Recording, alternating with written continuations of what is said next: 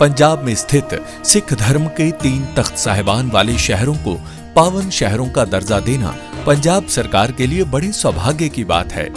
ये शहर है श्री अमृतसर साहिब, श्री आनंदपुर साहिब और तलवंडी साबो। ਇਹ ਤਿੰਨੋਂ ਤਖਤਾਂ ਦੇ ਸ਼ਹਿਰਾਂ ਨੂੰ ਪੰਜਾਬ ਦੇ ਅਧਿਕਾਰਤ ਪਵਿੱਤਰ ਸ਼ਹਿਰ ਵਜੋਂ ਐਲਾਨ ਕਰਨ ਦਾ ਫੈਸਲਾ ਕੀਤਾ।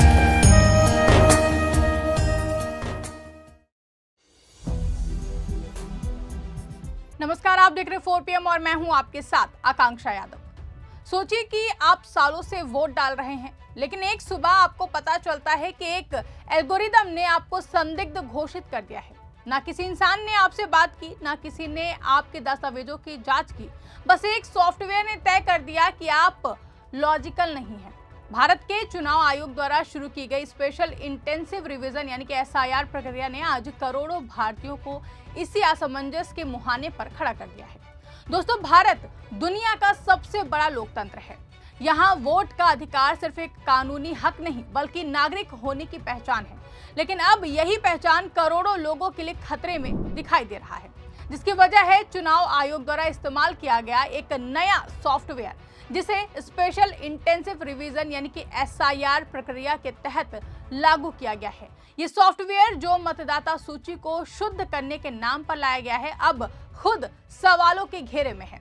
आपको बता दें कि SIR प्रक्रिया के लिए चुनाव आयोग द्वारा इस्तेमाल किए गए एक सॉफ्टवेयर ने करोड़ों मतदाताओं के भविष्य पर संकट खड़ा कर दिया है।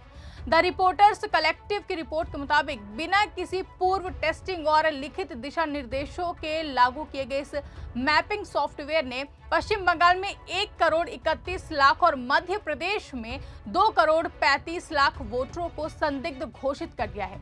वहीं दूसरी तरफ ज्ञानेश कुमार इसे तकनीकी उपलब्धि बता रहे हैं। दरअसल चुनाव आयोग की तरफ से स्पेशल इंटेंसिव रिवीजन यानी कि SIR के लिए इस्तेमाल किए गए एक नए सॉफ्टवेयर ने देश के करोड़ों वोटर्स के भविष्य पर सवालिया निशान खड़ा कर दिया है। रिपोर्ट के मुताबिक दिसंबर 2025 के मध्य तक पश्चिम बंगाल में लगभग 1 करोड़ 31 लाख वोटर्स को संदिग्ध माना गया है। वहीं मध्य प्रदेश में 2 करोड़ 35 लाख वोटर्स के डेटा में सॉफ्टवेयर ने लॉजिकल गड़बड़ी पाई है। और ये गड़बड़ी यहीं तक सीमित नहीं है, ये बिहार समेत 10 अन्य राज्यों में भी करोड़ों वोटर्स पर इसी तरह का खतरा मंडरा रहा है।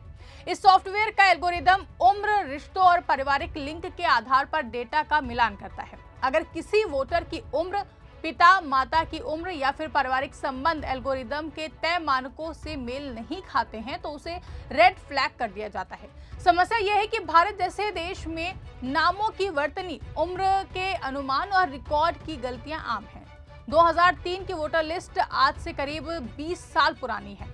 इस दौरान करोड़ों लोगों की मौत हो चुकी है, नए वोटर्स जुड़े हैं, परिवार बटे हैं, शादियां हुई हैं और लोग एक राज्य से दूसरे राज्य में गए हैं। ऐसे में पुराने रिकॉर्ड से सटीक डिजिटल मिलान की उम्मीद करना अपने आप में अव्यावहारिक लगता है।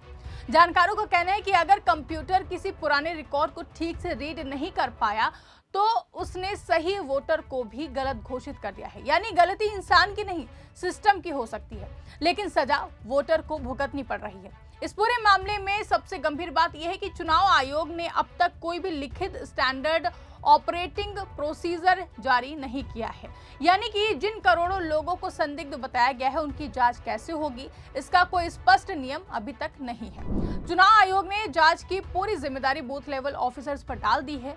उन्हें अपनी समझ और विवेक से तय करना है कि कौन असली वोटर है और कौन नहीं है। सवाल यह है कि क्या एक BLO जिसके पास सीमित समय और संसाधन होते हैं, करोड़ों मामलों में निष्पक्ष और सटीक फैसला कर सकता है। पश्चिम बंगाल में कुछ समय बाद संदिग्ध वोटर्स की संख्या अचानक कम हो गई, लेकिन ये कमी कैसे हुई, किस आधार पर हुई और किन मामलों में सुधार किया गया, इसका कोई भी पब्लिक रिकॉर्ड या फिर ट्रांसपेरेंट डेटा उपलब्ध नहीं है।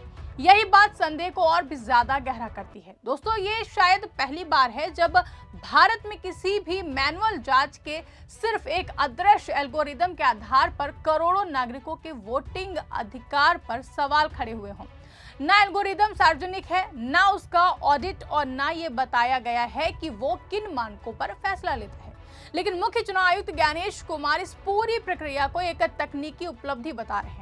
उनका कहना है कि तकनीक से वोटर लिस्ट ज्यादा साफ और भरोसेमंद बनेगी, लेकिन जमीनी हकीकत यह है कि आम वोटर डरा हुआ है। उसे डर है कि कहीं उसका नाम वोटर लिस्ट से कट ना जाए। अगर किसी नागरिक का नाम वोटर लिस्ट से कट जाता है तो वो सिर्फ एक प्रशासनिक गलती नहीं, ये उसके लोकतांत्रिक अधिकारों पर सीधा हमला होता है। भारत जैसे देश में जहां वोट ही आम आदमी की सबसे बड़ी ताकत है, वहां इस तरह की तकनीकी गलती गंभीर परिणाम ला सकती है। इस मुद्दे पर विपक्षी दलों ने आवाज उठानी शुरू कर दी है।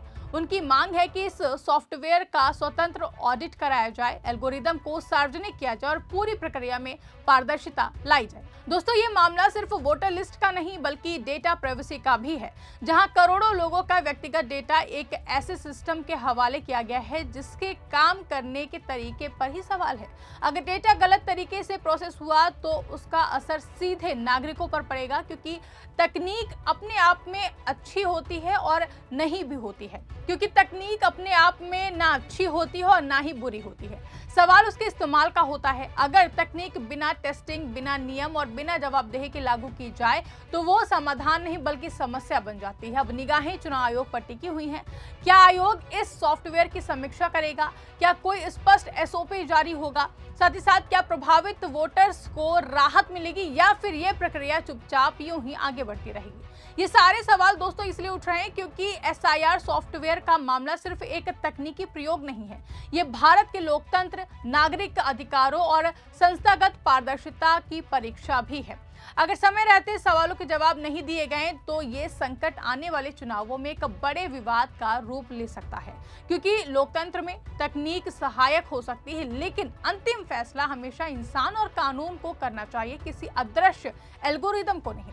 ऐसे में सबसे गंभीर बात यह है कि इन करोड़ों संदिग्धों की जांच कैसे होगी। इसके लिए चुनाव आयोग ने कोई लिखित एसओपी जारी नहीं किया है। सारा जिम्मा बूथ लेवल अधिकारियों पर छोड़ दिया गया है कि वो अपनी समझ से फैसला करें। पश्चिम बंगाल में संदिग्धों की संख्या अचानक घट गई, लेकिन ये कैसे हुआ है इसका कोई भी ट्रांसपेरेंट रिकॉर्ड अभी तक उपलब्ध नहीं कराया गया है। जानकारों का कहना है कि ये पहली बार है जब बिना किसी मैनुअल जांच के सिर्फ एक अदृश्य एल्गोरिदम के आधार पर करोड़ों नागरिकों के वोटिंग अधिकारों को खतरे में डाल दिया गया है। जहां मुख्य चुनाव आयुक्त ज्ञानेश कुमार इसे टेक्निकल उपलब्धि बता रहे हैं, वहीं जमीन पर यह प्रक्रिया लाखों अवैध वोटरों के नाम कटने का डर पैदा कर रही है, जिसे लेकर विपक्ष और प्राइवेसी एक्टिविस्ट अब इस सॉफ्टवेयर के ऑडिट और पूरी प्रक्रिया की पारदर्शिता की मांग कर रहे हैं। ऐसे में अब इस मामले में चुनाव आयोग क्या करता है, ये तो देखने वाली बात होगी, और इस पूरे मामले में मुख्य चुनाव आयुक्त ज्ञानेश कुमार की ओर से क्या सफाई दी जाती है, ये भी देखना काफी ज्यादा अहम होगा। फिलहाल के लिए दोस्तों इस खबर में बस इतना ही। इस पूरी वीडियो को लेकर आपके क्या कुछ विचार है, कमेंट करके हमें जरूर बताएं। अगर वीडियो पसंद आई हो तो वीडियो को ज्यादा से ज्यादा लाइक और शेयर करना ना भूलें। चैनल पर नए हैं तो चैनल को सब्सक्राइब जरूर कर लें और देखते रहिए 4 PM न्यूज नेटवर्क।